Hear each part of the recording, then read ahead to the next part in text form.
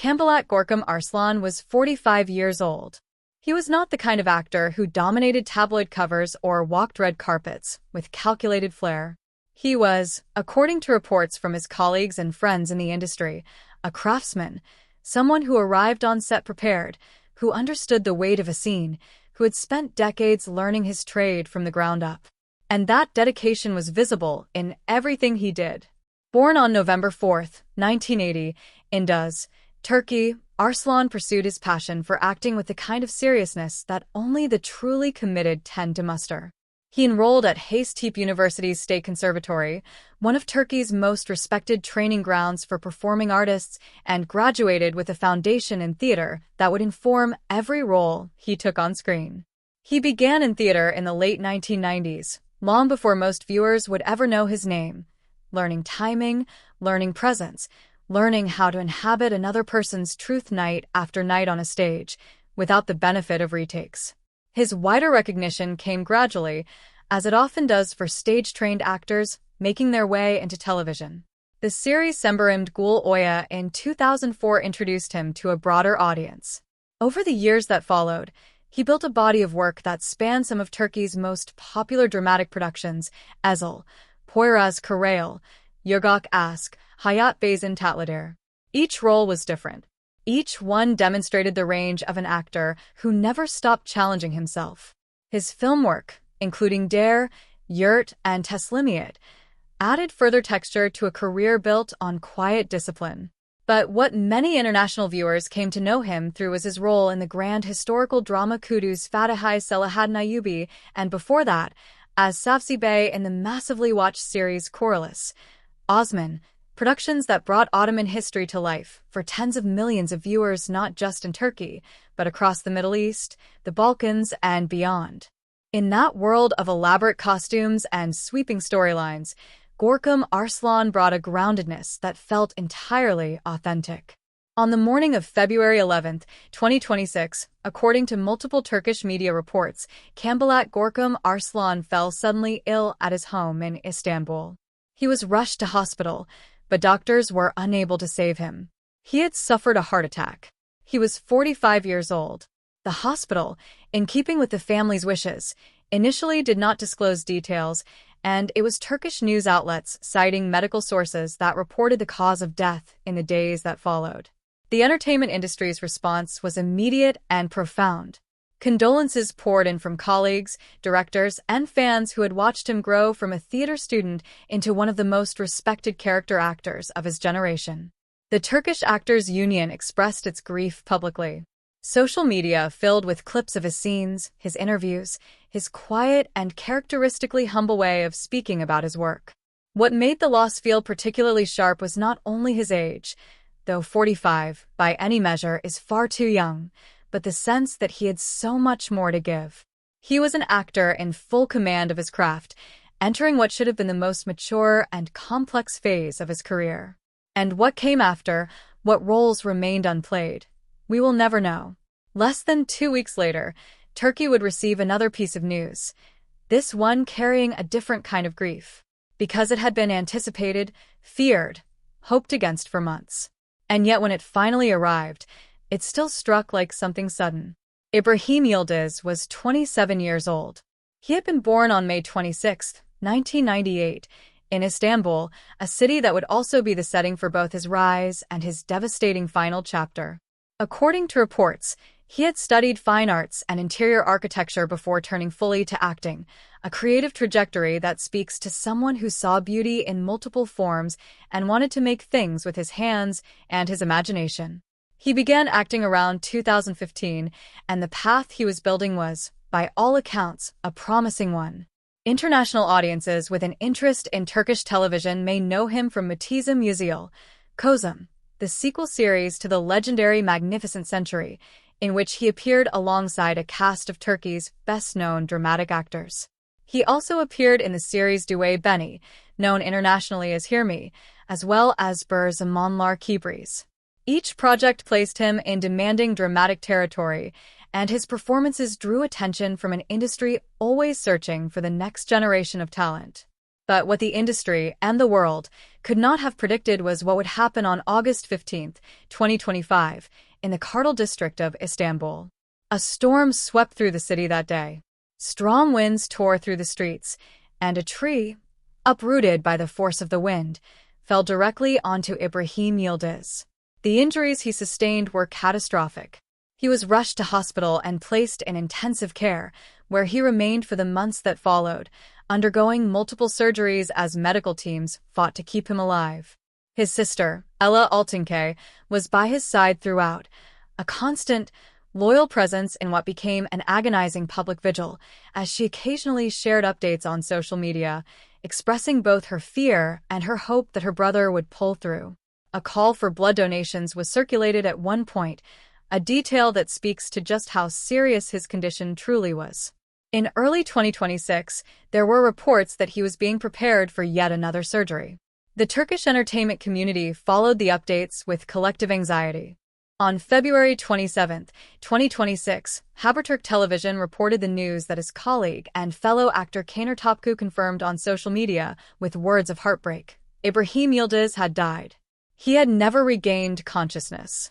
He had spent 6 months fighting in a hospital bed, and in the end, the fight was lost. He was 27 years old. There are losses that the mind resists fully accepting, and the death of Ibrahim Yildiz was that kind. A life cut off not by illness or old age, but by something as senseless and indifferent as a storm and a falling tree. A promising voice in Turkish cinema, silenced not by the limits of his talent, but by the randomness of a single afternoon in a city he called home. His colleagues mourned him openly and publicly. His funeral, held at Safa Mosque in Kartal, was attended by friends and family who gathered to say goodbye to someone far too young to be leaving. What he might have become, the roles he might have played, the growth that was still ahead of him, remains one of those painful open questions that the loss of young artists always leaves behind. February had not yet given way to March when Turkey's entertainment world received yet another blow. Ali Tuttle had lived a long and full life. Born on June 17, 1950 in Diyarbakir, he had spent more than 4 decades building one of the most impressive catalogs of any Turkish character actor of his era. He had begun his career in advertising, not an unusual path in a time when Turkish cinema and television were still finding their footing, before making the transition to film in 1976 with the movie Permission. From that point on, he never really stopped working. Over the course of his career, Ali Tuttle appeared in more than 50 feature films and television series. For anyone who has followed Turkish cinema seriously, the depth of that number tells its own story. These were not bit parts or cameos collected for the sake of a long resume. Tuttle was a character actor of genuine substance, the kind of performer who could walk into a scene and immediately make it more real, more grounded, more human. Productions including On Fertile Lands, Hemso, and Homecoming became part of a legacy that spanned decades of Turkish storytelling. In January 2026, according to reports from his family and the hospital that treated him, Ali Tuttle suffered an intracerebral hemorrhage. He was hospitalized and received care in the weeks that followed, but the damage was severe. On February 22, 2026, at the age of 75, he passed away. Turkish cinema lost a man who had devoted the better part of a century to the craft of performance, who had, across 50-plus productions, helped audiences feel something true. His death was mourned with the particular reverence that the Turkish cultural world reserves for those who have given a lifetime to their art. At 75, Ali Tuttle's passing carried less of the shock of the losses that surrounded it. He had lived and worked and created. But the grief was real nonetheless, and the tributes that followed reflected the enormous respect with which his peers and audiences held him. Spring had barely arrived when another name was added to the painful list. Ramazan Tedic, a young man, 30-something years old. Reports varied slightly, with some giving his age as 31 and others as 37, a small discrepancy that speaks to the sometimes scattered way information circulates in the immediate aftermath of tragedy. But whatever the exact number, the truth of it was the same: far too young. Tedic had been building his career with steady, focused work in Turkish television. His most recent and perhaps most visible role came in Esref Rüya, a series starring 2 of Turkey's biggest current names, Kagate Yilisoy, and Demet Özdemir. Appearing alongside actors of that caliber is no small thing. It speaks to a level of talent and professional recognition that the industry doesn't extend casually. According to statements released after his death, Tedek had been receiving hospital treatment for some time before he passed away. A 13-hour surgery had been performed, and following that procedure, he had been placed in intensive care. A blood donation call had been made on his behalf, a reminder, once again, of how serious his condition had become. His funeral was held on April 2, 2026, at Yildiz Mosque in Istanbul, followed by burial at Eski Sekmeköy Cemetery. The Turkish Actors Union, which had already mourned multiple losses in the months before, expressed its grief once more, saying it was in pain over losing another colleague at a young age.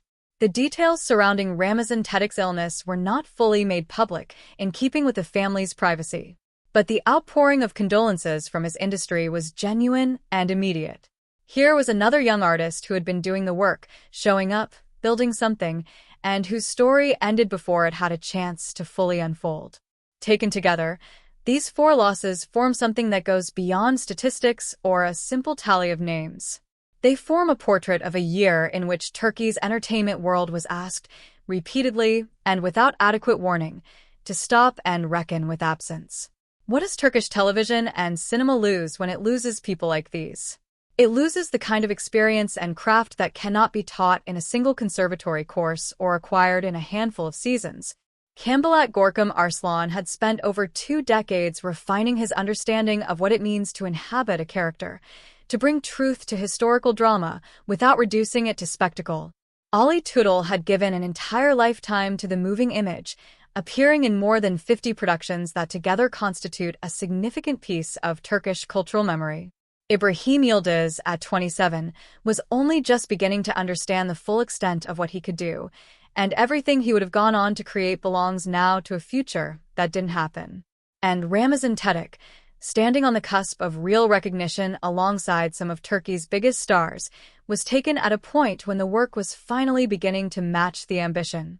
It is worth pausing here and acknowledging something that is sometimes easy to overlook when we talk about actors and public figures. These were also simply people. They had families, routines, private lives, fears, and hopes that had nothing to do with cameras or audiences. Gorkum Arslan had a spouse. Ibrahim Yildiz had a sister who sat by his bedside for 6 months and shared her anguish with the world because there was no other way to hold it. Ali Tudal had a career that began when the industry he was entering was still young itself and ended when both he and it had traveled an enormous distance together. Ramazan Tedek had colleagues who raised money and called for blood donations and hoped, with the kind of desperate collective hope that communities summon in moments of crisis. Behind every public face is a private life, and behind every great performance is a human being who chose, often at considerable personal cost, to dedicate themselves to the telling of stories. Turkish television has, over the past 2 decades, become a genuinely global phenomenon. Dizi, the Turkish drama format, typically produced in long, richly plotted episodes, has captivated audiences from Argentina to Indonesia, from Morocco to Chile. The reach of Turkish productions is, by any reasonable measure, extraordinary. Series like Matiza Muziel, Kara Sevda, and Durilis, Ertugrul have turned Turkish actors into international stars and given millions of people around the world a window into Turkish culture, history, and storytelling traditions. That global reach means that the losses of 2026 were felt not just in Istanbul or Ankara, but in living rooms and on phone screens across dozens of countries. Fans who had watched Ibrahim Yildiz in Duay Beni, or Kambalat Gorkum Arslan in Kurlis, Osman, or any of the others in the productions that had drawn them in, those fans grieved, too. In their own languages, in their own ways, but with a real sense of connection to people they had watched and admired.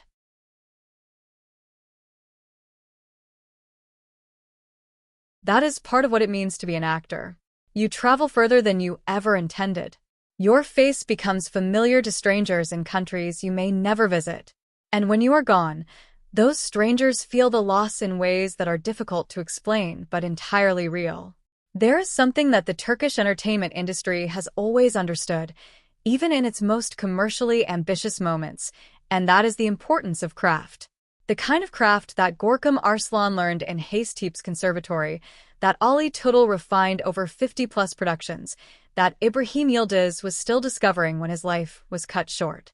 Craft is not glamour. It is not followers on social media or a name above the title. It is the slow, unglamorous, deeply human work of learning how to be truthful in front of other people, on a stage, in front of a lens, in a moment that will be preserved and replayed long after the person who created it is gone. The performances these actors gave are still there. The episodes air in reruns. The films are available for anyone who wants to find them. And in that sense, they are not entirely gone. They continue to speak through the characters they inhabited, through the emotions they made real, through the stories they helped tell. But the people themselves are irreplaceable, and the industry they served and the audiences who loved their work know the difference. 2026 is still unfolding as this is written. But the losses that have already come, in February, in April, across the early months of a year that began with shock and sorrow, serve as a reminder of something quiet and important. That the people who stand in front of cameras and bring stories to life are not separate from the rest of us, elevated above ordinary risk and ordinary vulnerability. They are among us. They are subject to the same unexpected storms, the same sudden fallings of the heart, the same fragility. Kambalat Gorkum Arslan, İbrahim Yıldız, Ali Tuttle, Ramazan Tedic.